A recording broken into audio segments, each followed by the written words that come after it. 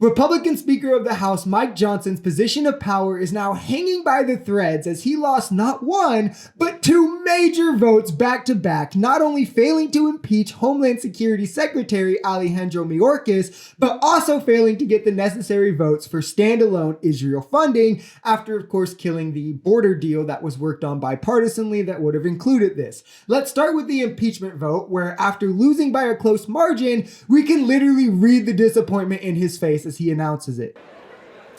On this vote, the yeas are 214 and the nays are 216. The resolution is not adopted.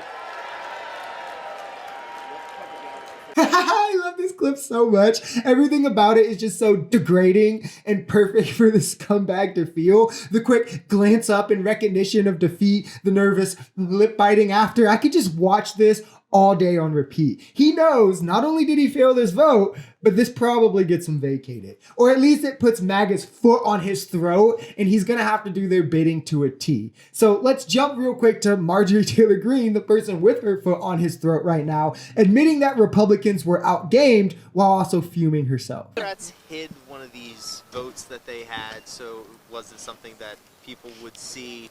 Is that something that Republicans? I'm glad you asked that because well, we can basically look at this as a game, unfortunately, and their strategy.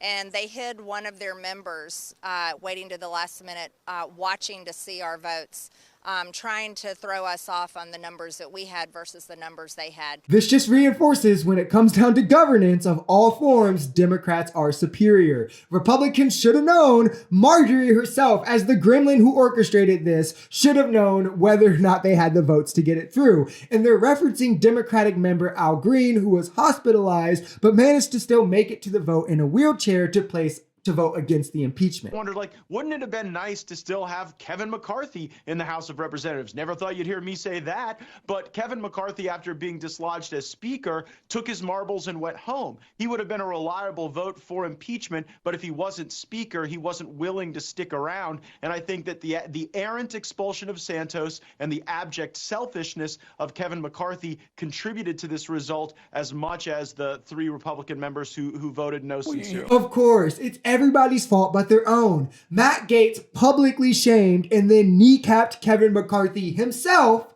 by having him vacated and ousted. And now he's mad that he doesn't want to continue to work with him after that? This is just one case of Republicans being terrible at their job. Now, after killing this bipartisan border deal in the name of Trump, the House brought a standalone vote on Israel aid as well, something that was just supposed to add into the whole politicizing of this and making it something they can strike at Democrats for rather than agreeing to the border deal that also included Israel aid and very strict border laws that conceded to a lot of what they wanted. It's like such strict laws that I personally was against it. A lot of progressives were not even for this bill, and Mike Johnson couldn't even get the 2/3 vote necessary to have the Israel standalone funding pass, and was also too ashamed to read the vote himself, it seems, instead having this fellow do it.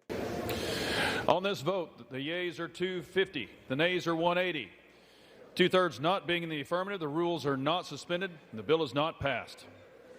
Much more confidence and bravado in that reading than the one we saw Mike Johnson do. I'm sure that he happened to scurry off somewhere to just feverishly begin apologizing to Donald Trump for all his failures and to start sucking up to Marjorie Taylor Greene in hopes that she just won't vacate me. Please don't vacate me, Marjorie. These are two very high-profile losses for Republicans to just stomach back to back. The cope is already coming in at insane levels, and directly after the House killed a large bipartisan deal, it's not optically a very good look. It's rather evident now that the dysfunction in Congress is coming from the right.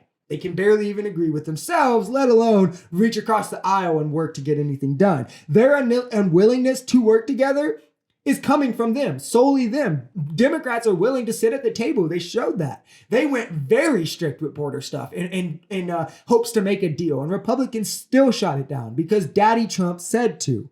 The right can't even gather up votes to pass their own efforts that they waste taxpayer dollars on, like impeaching Alejandro Mayorkas. They've been wasting our tax dollars on inquiries, on hearings. Marjorie Taylor Greene got so many clips for her Twitter, all for it to just not pass when they have the majority in the House to do it. It just shows the dysfunction The lack of being able to get anything done, the inefficiency is Republicans. They're just going after baseless things for revenge and for political gain. And it just goes on to also reinforce how weak their case.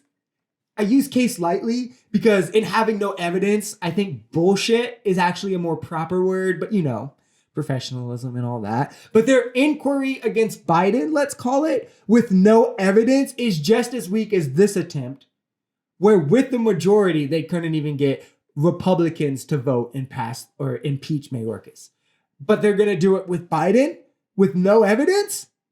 Yeah, right. If you enjoyed this video, we are Social Society. We're a commentary channel influenced by politics, society, and the economy. We are pretty left-leaning on this channel, but we're open to our right-wingers as well. The biggest thing here is having conversations that get everyone to the bottom of the truth. If that sounds like something that could interest you, consider smashing that subscribe button, leaving us a like, or even commenting on this video. We even have memberships available as low as $3, so be sure to support if you'd like, because the only way we become a society is together.